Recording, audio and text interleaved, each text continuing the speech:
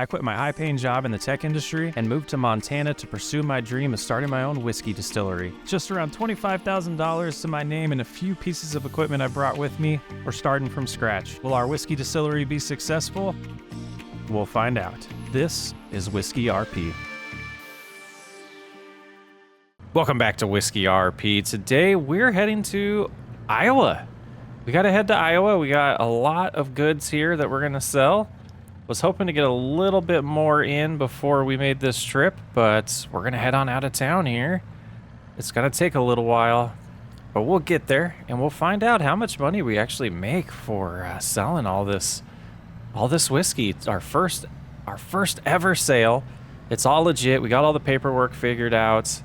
We're going to a distributor in Iowa to get this sold, and I'm really excited about this trip. I'll see you on the other side. Well, after a long day of driving, we have made it to Tahiti County. We're gonna go ahead and find this distribution office and drop off the goods. They're gonna then wire us some money, so by the time we get home, we should get the money. From my understanding, it's gonna be around $90,000 for this first load. Not a ton of whiskey. Makes me really want to figure out how to increase our production. Should be coming up on the turn here. We go to the left, and then after that, it's another right, and we should be there before too long. And we're here almost, just past the welcome to Tahiti County sign. Very nice. It looks like we got a football field up here. Nice farm right there. Yeah, nice farms around here. I think this is the local high school. Yep, very nice. Tahiti Senior High. Go Hawks. And there is a building up here, I believe it's to the left, where we're gonna be dropping this off, where they do just some distribution from there, and it'll be a good deal for us. Let's see. Yeah, we turn here. Yeah, and we'll pull into this area here. Just gotta back up for them. Eventually we'll get our own driver, so we don't have to do this back and forth, but this first load, I absolutely wanted to drop off myself. Very exciting times. Here we go. Go ahead and let them know. And they're, yeah, you can see they're starting to take them out of the truck there. Once they're done, we'll be able to head out. I'm gonna go talk to them, make sure everything's good. All right, just had a nice chat with the guy in there. We got the funds wired to us. We'll see that when we get home. Wiring takes a little bit of time, but there is a property around here. He said I head out back to that road, head back the way I was going. I got the directions. We're gonna head over there. It's for sale.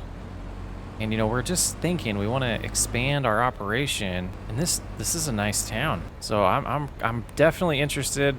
Montana's been good to me. I'm outside the legal issues, but it's always time for a change, right? All right, I believe the turn's coming up here. Nice bend out here, just kind of in the middle of nowhere. It must be a nice storage spot for people. But my understanding is the family's already moved out. They're subleasing their fields right now to other farmers, but this property is for sale. They're asking for $1.25 million.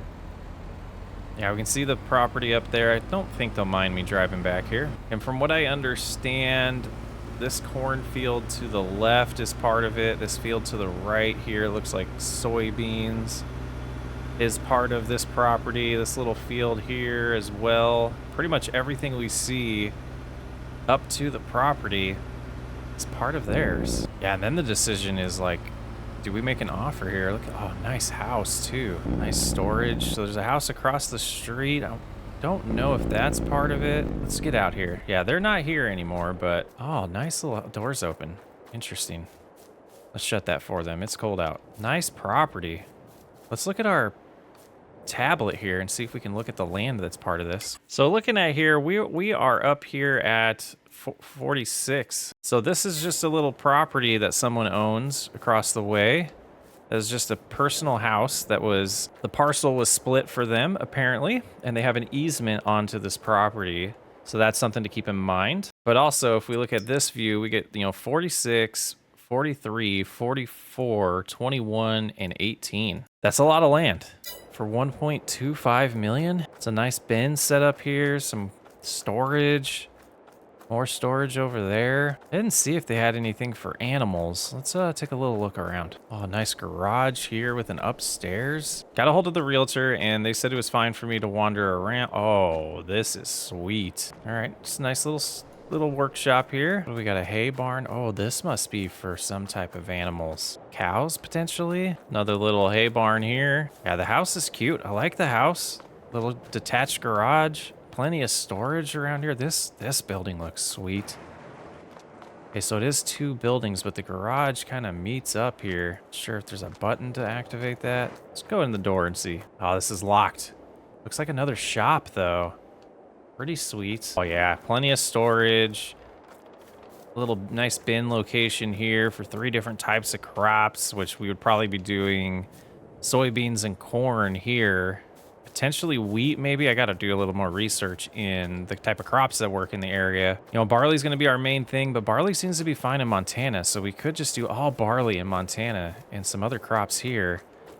And potentially, like, some of this land we could get a lot of distilleries out here and really bust it out. Other thing I got to look into is the vineyards. What do we want to do with that long term? Oh man, I think I'm going to spend some time in town just to get to know some of the locals and see how I feel about it. And then we'll get back to the property. We'll try to get home. Ah, we're going to miss Christmas. Gosh.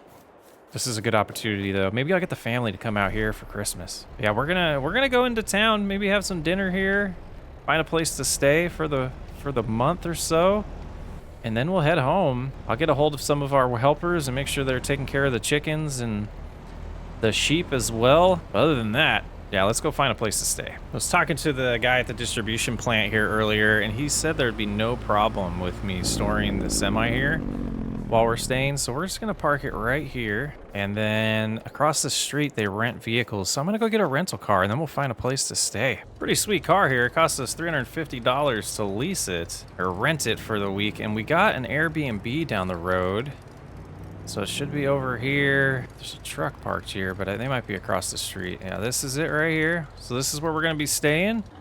And let me just pull up in the app and pay them for this for a while. And we went ahead and paid them for the rest of the month. We might do another one, but $1,500 so far. Gosh. Yeah.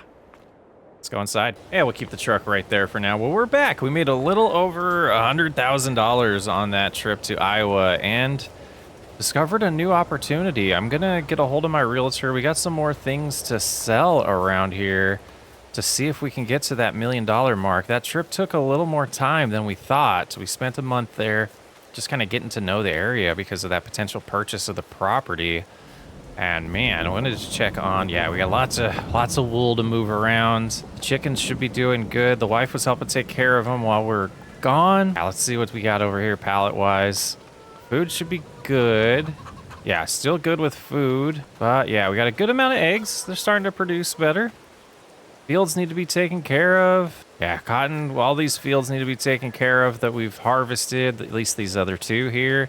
Yeah, the wheat's growing nice. Grass is ready to cut. There's a lot we could do. Got to figure out what's next on the plan. What we're going to do here, we're going to move some wool around. We're going to get that over to the fabric factory, get that going, and we have a lot of goods at the clothing factory that we could sell today, and that's definitely going to help us fund this potential land purchase.